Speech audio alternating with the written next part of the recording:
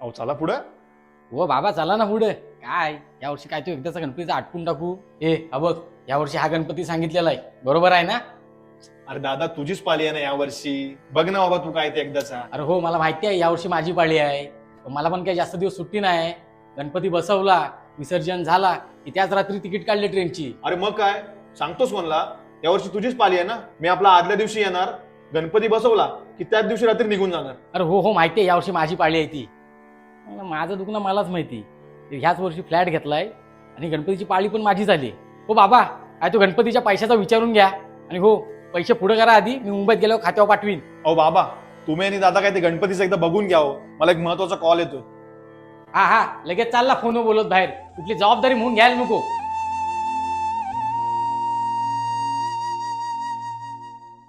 आता ही पोरा एक दोन दिवसाची सुट्टी काढून येतात तरी गावाला.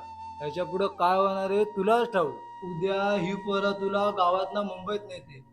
5 दिवसाचा गणपती 1.5 दिवसावर आणतील.